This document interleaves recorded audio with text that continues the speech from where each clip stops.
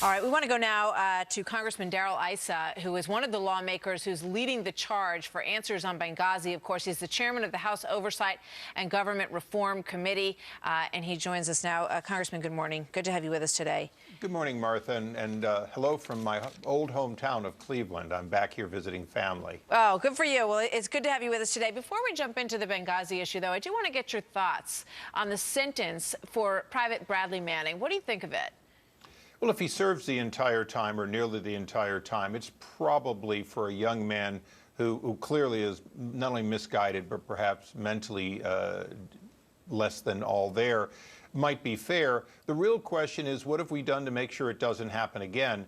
You know, WikiLeaks and follow-on leaks and a pattern of people thinking that they should go to the press rather than go to Congress or their inspector general is a problem, and it's a problem where American lives get lost when this kind of information gets leaked, and no 23-year-old, 22-year-old at the time really has the knowledge to know what's going to get somebody killed and what isn't. And he certainly leaked a lot of information that could now and in the future hurt American capabilities around the world. It raises questions about whether or not somebody of that age, as you point out, or that experience should have access to the kind of documents that he did have access to, and the ability to leak them. A lot of questions raised by all of this. Let's move, though, to Benghazi now for a moment, Congressman, because, you know, there's news this week was that John Kerry reinstated 4 State Department employees who had been suspended from their work in the State Department because of their possible involvement in the Benghazi case.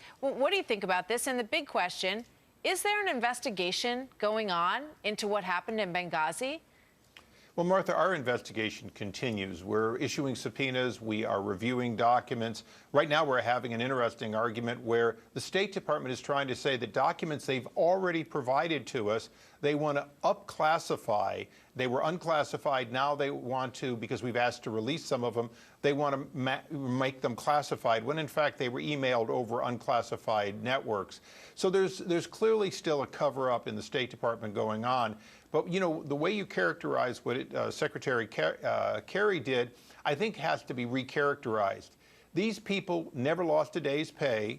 They were, quote, on administrative leave, and they've now been fully reinstated, which means absolutely nobody has been held accountable. I repeat, nobody has been held accountable for 4 Americans dying.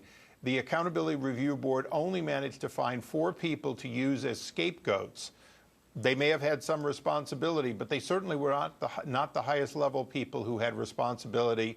And that's where our investigation continues, to make sure that at least the American people understand that higher ranking people in several branches, all the way to the Secretary's office at the time, bear some real responsibility. You know, the big question with Benghazi, as you well know, is what happened before, when the complaints were made and the requests were made for additional security, and what happened during.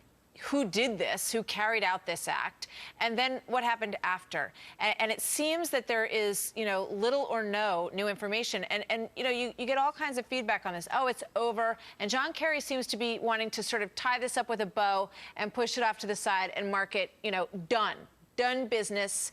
Some speculate, including Charles Krauthammer, that may be, you know, as a bit of a favor to Hillary Clinton.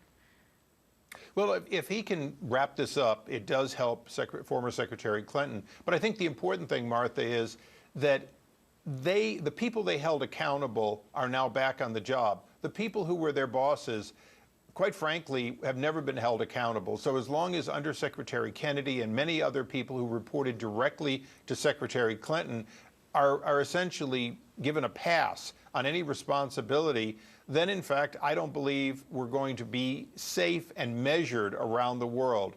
But I think your middle point is very important too. What will be the response if something like this happens again? Will we have a Secretary of State who prevents or in some way fails to insist that the military come to the aid of these men and women in harm's way immediately?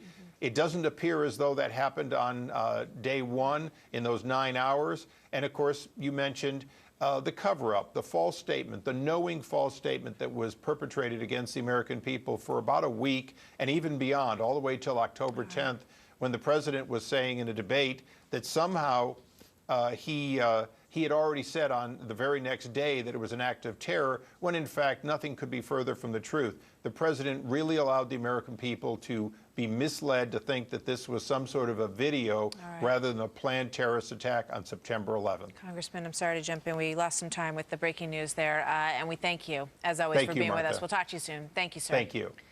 International outrage after the murder of an Australian jogger. So where is the public outrage here at home? We're going to talk about it with our panel next.